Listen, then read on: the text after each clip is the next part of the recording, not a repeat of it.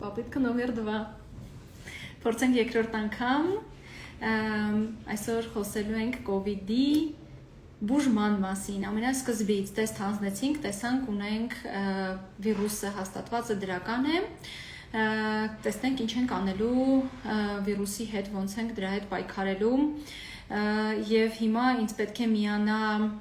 հուսով եմ երկրորդ անգամ կստացվի իրեն միանալ, Հակոբ Հարությունյան, ով աշխատում է COVID հիվանդանոցում այս պահին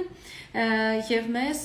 արդիական բուժման մասին կպատմի։ Ես արդեն հավաքագրել եմ ձեր խոսելու Հակոբի հետ։ Հեսա պետքա ստացվի, ես ընդունեցի ռեկվիստը։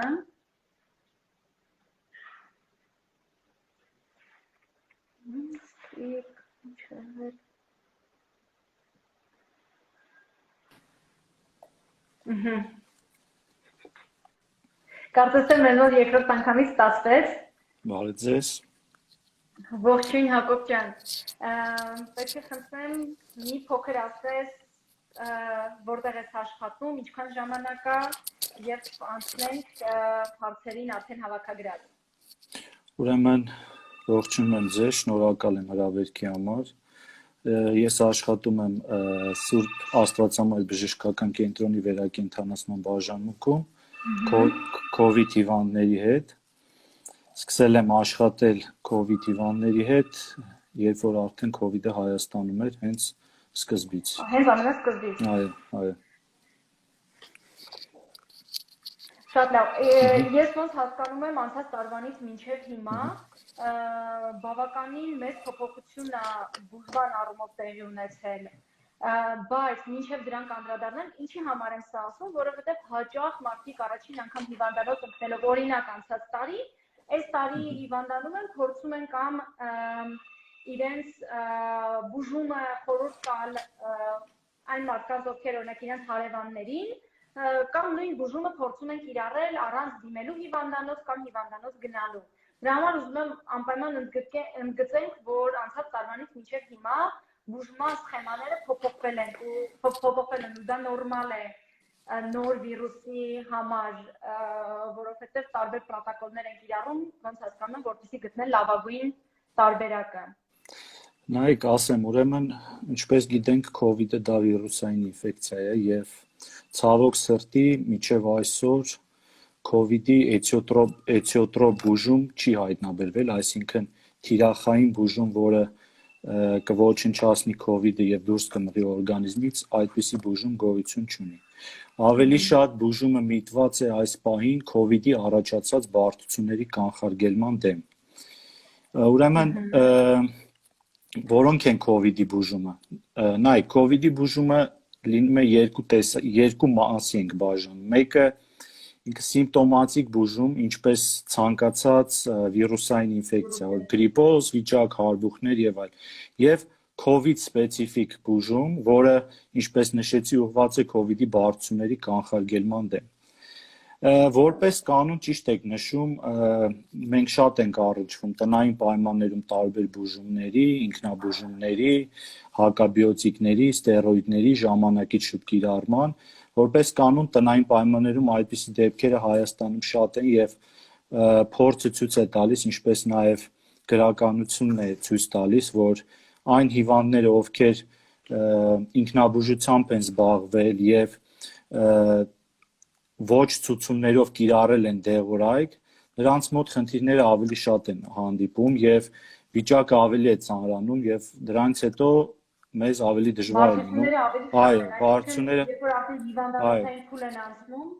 Այո, երբ որ անցնում են հիվանդանոցային փուլ, արդեն ժողովրդականները մեր գործը բարդացնում են ավելի եւ ելքը վատանում է հիվանդների հիվանդության ելքը վատանում է։ Կոնկրետ արտահիվանդանոցային պայմաններում, այսինքն տնային պայմաններում բուժումը հետեւյալն է։ COVID-ի հաստատվել ունենք սիմպտոմներ որոշակի, այնտեղ չգիտեմ, գրիպանման է պահին նշում են, որ ավելի շատ գրիպանման սիմպտոմներ են։ Ավելի շատ հանձնում են տեստ եւ տեսնում են, որ տեստը դրական է։ Ինչ ենք անում։ Նայեք, ասեմ, ուրեմն ի տարբերություն նախորդ շտամի, դելտա շտամը ճիշտ է ավելի շատ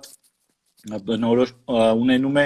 գրիպանման սիմպտոմատիկա, հարբուխանման, քթահոսություն, հազ, ընդհանուր թուլություն եւ այլն։ Նախկին սիմպտոմները ավելի շատ համի հոտի կորուստ, ստամոք սաղիքային խանգարումներ, հոդացավեր, այո։ Սա մի քիչ տարբերում է։ Տեստը հանձնեց դրական է։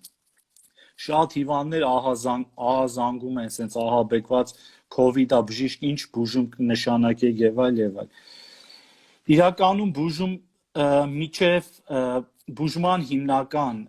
ցուցիչը դա հիվանդի շնչառական անբավարարությունն է, այսինքն քանի դեռ չունենք շնչառական անբավարարություն, սատուրացիայի ցածր թվեր, սատուրացիան դա թթվասնի հագեցվածությունն է արյան մեջ, որը չափում ենք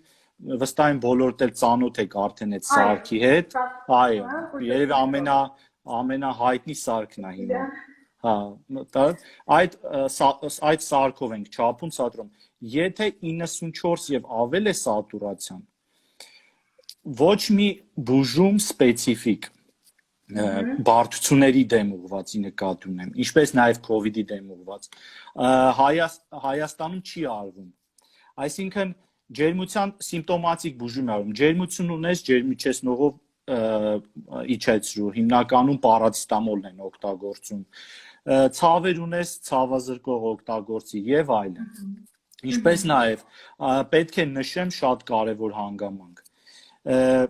Քանի որ կան ռիսկի գործոններ COVID հիվանդությունը ծանրացնելու եւ այսինքն կողմնակի հիվանդություններ, շատ կարեւոր է, որ COVID-ով վարակված հիվանդը կարողանա վերահսկել իր կողմնակի հիվանդությունները, որպեսզի չդեկոմպենսացվեն, որտեվ սենց ասած COVID-ը փնտրում է թույլ օրգանիզմ, կողմնակի խնդիրներով օրգանիզմներ, որպեսզի վիճակը ավելի բարդացնի։ Այսինքն, եթե հիվանդը ունի դիաբետ, պետք է կոնտրոլի մեջ պահի իր գլյուկոզայի, արյան մեջ գլյուկոզայի թվերը։ Եթե ունի սրտային անբավարարություն, պետք է դեղորայքը օգտագործի եւ կոմպենսացված պահի սրտային անբավարարություն, որպեսզի խուսափի վիճակի ծանրացումից։ Դա շատ կարեւոր է։ Մի հատ էսի հարց, ամենաշատ հանդիպող հարցն է, հենց կատեին վերաբերվող փոքրի կոնտրաստային հետազոտությունը։ Դա արվում է վիճակից ելնելով, թե որևիցե օրով։ Օրինակ շատ հաճախ նշում են, որ ինձ դիմում են, ասում եմ, եթե դուք չունեք շնչառկելություն, կարող ենք կատե չանել, պարտադիր չի է կատեն անենք, բայց օրինակ կարող են կատե անել եւ տեսնել, որ այնտեղ 10% ախտահարում կա։ Մենք այս դեպքում, եթե այդ ձեր նշած շնչառական բարդությունը չկա, շնչառկելությունը չկա, կա որևիցե բուժում, որ պետք է այս փուլում։ Նայեք, ուրեմն կատեին վերաբերվող հարցին պատասխանեմ, ուրեմն միջազգային ուղեցույցերով ներկայիս COVID-ի վերաբերյալ ռուտին կատեի օգտագործում ցուցված չի, այսինքն շատերը գրեթե 90% հիվանդների COVID-ը ախտորոշվեց մի անգամից շտապում են գնում են կատե անելու։ Դա ցուցված չի։ Նայ, քանի որ կատեյով անգամ եթե թոքաբոր լինի, դա բուժման տակտիկայի վրա չի ազդում։ Ընդհակառակը, եթե հիվանդը տնից դուրս է գալիս, ռիսկի է ենթարկում շրջակա միջավայրին վարակվելու։ Երկրորդը կրում է ֆինանսական ծախսեր եւ երրորդը ինքը իր օրգանիզմը ենթարկում է ճառագայթման։ Այսինքն ավելի շատ վնաս է կրում, քան օգուտ։ Կատեի առումով լինի թոքաբոր թե ոչ, բուժման առումով ոչինչ չի փոխվում, քանի որ դա վիրուսային թոքաբորբ է եւ ես ինչպես նշեցի, կոնկրետ վիրուսի դեմ թիրախային բուժում չկա։ Ուզում եմ նշել, որ 2021 թվականին հունիսին ԱՄՆ-ում կիրառություն է գտել որոշակի դեղորայք, որոնք խումբը կոչվում է մոնոկլոնալ հակամարմինների խումբ, որոնք կիրառում են ժամանակերից Տիգրանը նշեց դրանց մասին, այո։ Այո, մոնոկլոնալ հակամարմիններ են, որոնք կիրառում են, երբ որ տվյալ անձը, կոնտակտավորը կոնտակտ է ունենում եւ անմիջապես կոնտակտից հետո մեկ դոզա հիվանդներին ներարկում են եւ հետազոտություններ ցույց են տվել, որ նշված հիվանդների խումբը, ովքեր ստացել են այդ դեղորայքը, մոնոկլոնալ հակամարմինները, Նրանց մոտ հոսպիտալիզացիան եւ մահացությունը ավելի ցածր է, քան այն հիվանդների մոտ, ովքեր չեն ստացել։ Ցավոք սրտի այդ դեղորայքը դեռ Հայաստանում չի կիրառվում։ Դա կիրառում են թեթև եւ միջին ծանրության հիվանդների մեջ ու վաղ փուլերում միջև 7 օր կոնտակտից հետո։ Ցավոք սրտի դեռ մեր երկրում դա չի կիրառվում։ Բայց այդպիսի պրեպարատ ունեն։ Բայց այդպիսի պրեպարատ արդեն Միացյալ Նահանգներում 21 թվականի հունիսից արդեն օգտագործում են։ Կիրառում են։ Կիրառում են, այո։ Լավ, եկեք վերադառնանք մեր այդ ես ճիշտ եմ չէ հասկանում, նորից եւս մեկ անգամ նշենք, որ անգամ եթե այնտեղ կա 10-20% թոքաբոր, եթե չկա շնչարգելություն, մեր կողմնակի բուժում, այն ինչ որ դուք նշում եք, որ ուղղված է լինում բարդությունների կանխարգելման եւ ավելացնում։ Ոչ։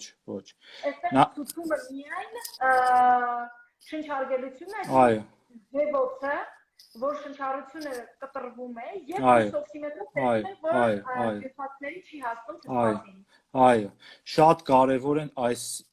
պարագայում շատ կարեւոր է առաջնային օղակի բուժանձնակազմի դերը, ինչպես նաեւ հիվանդների ինֆորմատիվության աճճան, այսինքն հիվանդը պետք է հասկանա երբ արդեն պետք է անհանգստանա իր առողջական վիճակի մասին։ Ուրեմն,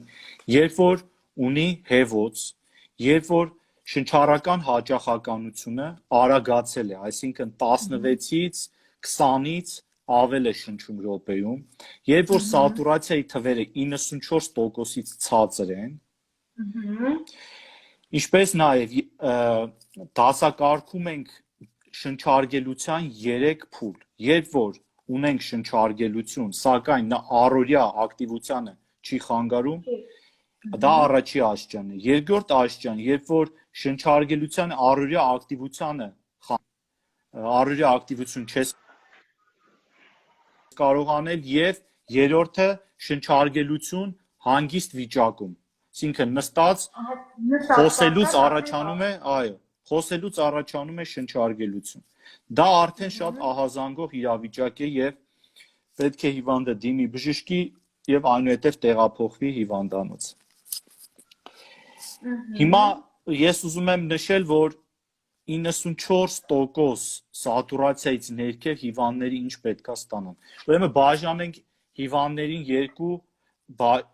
մասի, 94% բարձր սատուրացիա հիվանդներ եւ 94-ից ներքև սատուրացիա։ Նայեք, կատեի անուն չեմ նշում։ Կատեն ասում եմ, բուժական տակտիկա չի փոխում։ 94%-ից ներքև գալիս է մի դեղորայք, որը կոչվում է Remdesivir, որը որոշակի ապացուցողական հիմքեր ունի, որ COVID-ով հիվանդների մոտ բուժման տևողությունը կրճատում է, ինչպես նաև որոշակի խմբեր կան, որ մահացության վրա է անդրադառնում։ 90%-ից ներքև սատուրացիա ունեցող հիվանդները արդեն մտնում են դեքսամետազոնի փուլի մեջ, դեքսամետազոնի ցուցման մեջ։ Այսինքն 90-ից ներքև սատուրացիայի դեպքում նոր ցուցված է հիվանդին կիրառել դեքսամետազոն։ Դեքսամետազոնը 2020 թվականին recovery trial է կատարվել, որով հավաքագրված տվյալները ցույց են տվել, որ դեքսամետազոնը 6 մգ օրական միանվագ դոզան իջեցնում է մահացությունը։ Այսինքն, եւ 21 թվականին ունենք նոր դեղ, մոնոկլոնալ հակամարմին այլի, կոչվում է Tocilizumab։ Երևի շատ հայտնի է, որտեղ Հայաստանում մեծ կիրառություն է արդեն Actemra անվանումով։ Այո։ Ուրեմն այս 3 դեղերն են Հայաստանում, որ ունեն COVID սպეციფիկ ազդեցություն, COVID-ի բարդությունների, սենց ասեմ, բարդությունների վրա կարող են ազդել եւ հիվանդի վիճակի մեջ փոփոխություն մտցնել։ Մնացած դեղորայքը վիտամիններ կլինեն, ինչ որ այլ հակավիրուսային պրեպարատ ունենք։ Վիտամիններ կլինեն, հակավիրուսային պրեպարատներ կլինեն, ցինկ կլինի, այնտեղ չգիտեմ, ցանկացած դրանք ապացուցողական որևէ հիմք չունեն։ Չեմ կարող հստակ ասել, օգնում են թե ոչ, որտեվ չկա հստակ վիճակագրություն։ Միգուցե նաև վնասում են, ոչ ոք չի կարող, բայց ինչպես նշեցի, երեք դեղերը remdesivir, dexamethasone, tocilizumab, նույն հա Actemran, ինչպես նաև ասցի ԱՄՆ-ում են կիրառում Casirivimab, Imdevimab, դրանք մոնոկլոնալ հակամարմիններ, դրանք ունեն վիճակ փոխող, սենց ասած, մահացության վրա ազդող էֆեկտ։ Ես իհարկե հասկանում, որ դրանք միայն կիրառում ենք հիվանդանոցային պայմաններում։ Այո, շատ ճիշտ եք հասկանում, բացի այդ ամերիկյան դեղից, ու իհարկե դա Հայաստանում չկա, չեմ ուզում։ Այո։ Այո։ COVID, ահա։ Լավ, իսկ անտիբիոտիկներ առհասարակ որ փուլում ենք ավելացնում։ Նայեք, անտիբիոտիկները ի սկզբանե մեր երկրում շատ են չարաշահվել, ոչ միայն COVID-ի հետ կապված, նախկինում էլ են շատ, այո, շատ չարաշահվել, բայց COVID-ի հետ արդեն լայն տարածում մեր հասարակությունը, որ լսում է թոքաբորբ, արդեն միանգամից առաջի դեղը, որ գալիս է մտքին, դա անտիբիոտիկն է, բայց թոքաբորբը կարող է հարուցվել մի շարք տարբեր օրգանիզմներով, բակտերիաներով, վիրուսներով, այլ պատճառներով։ Հակաբիոտիկները օգնում են միայն բակտերիալ թոքաբորբերի դեպքում, վիրուսների վրա չեն ազդում։ COVID-ը դա վիրուսային թոքաբորբ, վիրուսային ինֆեկցիա է հարուցում։ Անտիբիոտիկը վիրուսի վրա չի ազդում։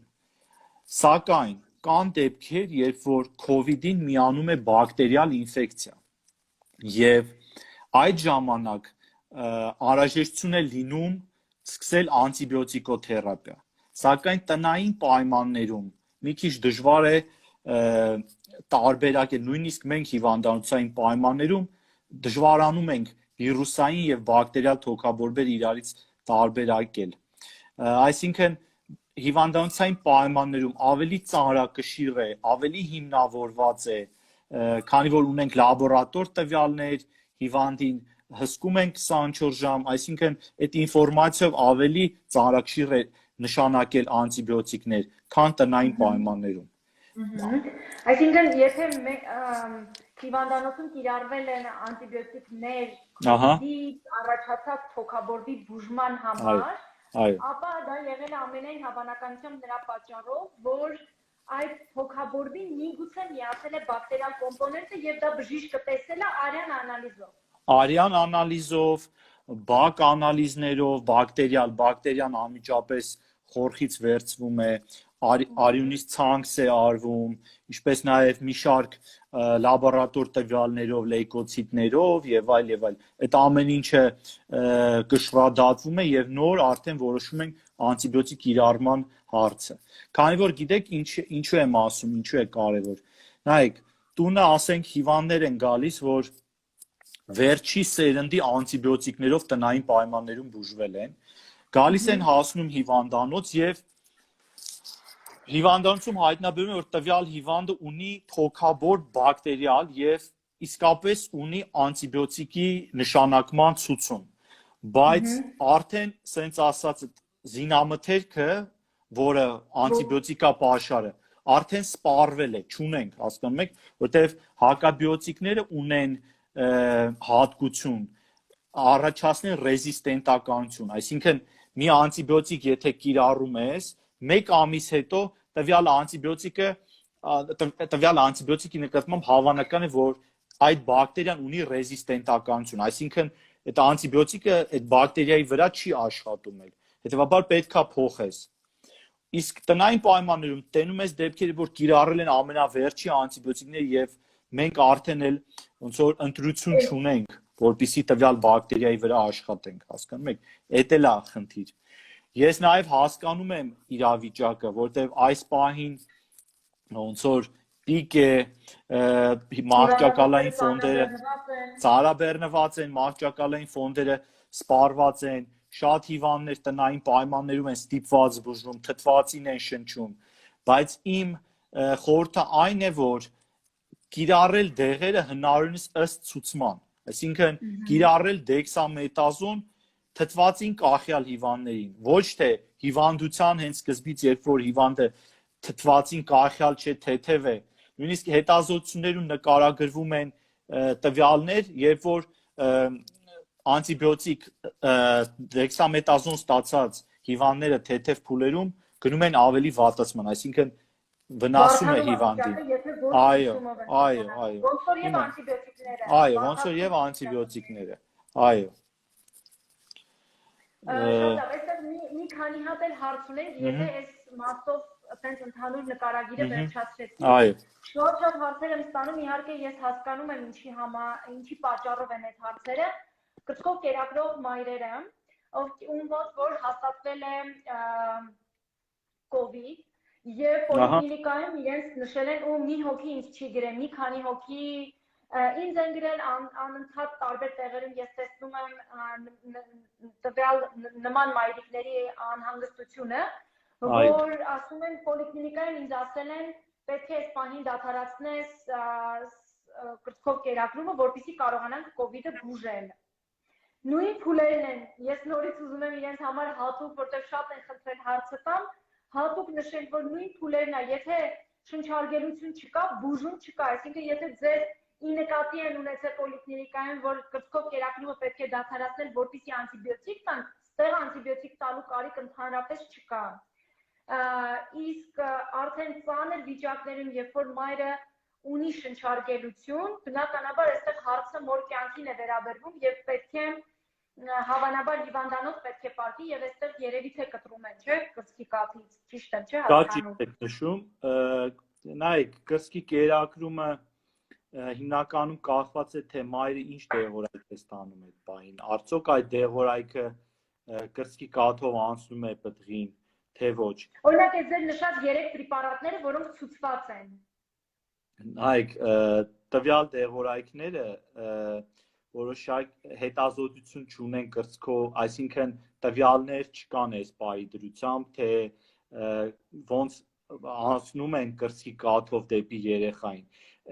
Ես այդ հարցին այս պահին չեմ կարող, այսինքն տվյալներ չկան, էլի։ Ու հետևաբար ավելի ապահով կլինել, այսինքն այդ COVID սպეციფიկ բուժման դեղորայքների ժամանակ կարծում եմ ավելի ապահով կլինել այդ շրջանում, այո, կրծքի կաթից կտրել եւ այո, արհեստական սննդով կերակրել երեխային։ Եվ հա, շարունակել, եթե պետք է, եթե ցուցումը կա, ամենա սյուր հարցը այստեղ դա է, որովհետեւ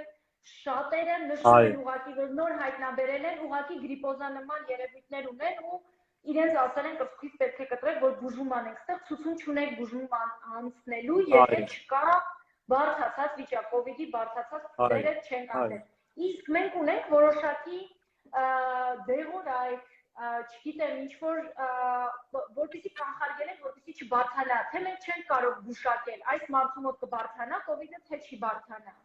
Ուրեմն ասեմ ձեզ, ամերիկյան հիվանդությունների կանխարգելման եւ վերահսկման կենտրոնը սահմանել է որոշակի ռիսկի գործոններ, կողմնակի հիվանդություններ, որոնք ունենալու պարագայում հիվանդը ավելի է հակված ունենալ ծանր COVID թոքաբոր։ Նշված հիվանդություններ են շաքարային դիաբետ, սրտային խնդիրներ, ինչպիսիք են սրտային անբավարարությունը, կորոնար անոթների հետ կապված խնդիրները, հղիություն, ուռուցքով հիվանդ,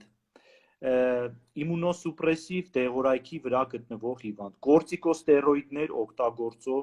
հիվանդները, ինչպես նաև հիպերտենզիա,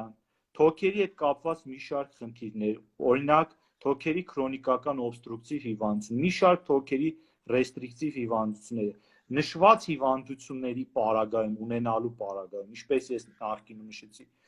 հիվանդը COVID-ով ավելի մեծ հավանականություն ունի, որպեսզի նրա վիճակը կծանրանա։ Տարիքը նույնպես ռիսկի գործոն է COVID-ի ծանրացման համար, 65-ից ավել տարիքը արդեն ինքը բարձր ռիսկի գործոն է։ Այսինքն նշված հիվանդները պետք է գտնվեն առավել ինտենսիվ հսկողության ներքո, թե տեղամասային բժիշկների կողմից, ինչպես նաև իրենց ընտանիքի անդամների կողմից։ Այսինքն պետք է ուշադրել են շնչարգելության ի հայտ գալու պարագայում ուշադիր լինեն։ Բայց էլի չունենք, չէ՞, որևիցե բան, որ այս մարդկանց ավելի շուտ է պետք կանխել, Չգիտեմ, նախապես դերսամետազան տալու կարիք չկա, չէ՞։ Ոչ, ցավոք սրտի ոչ, այդ հարցը գիտեք ինձ ինչքան են ուղղում։ Գիտեմ, հասկանում եմ, մարդիկ անհանգստանում են։ Չկա մի բան անենք, որ չվատանա այս հիվանդը, չկա մի հատ դեղ, որ խմի, չզարգանա, չընկնի հիվանդանոց կամ ռեանիմացիոն բաժանում։ Ցավոք սրտի, ասում եմ, թեթև միջին ծանրության հիվանդների մոտ այս պահին չկան այնց դեղորայք հաստատված, ապացուցողական հիմք ունեցող, որը կտա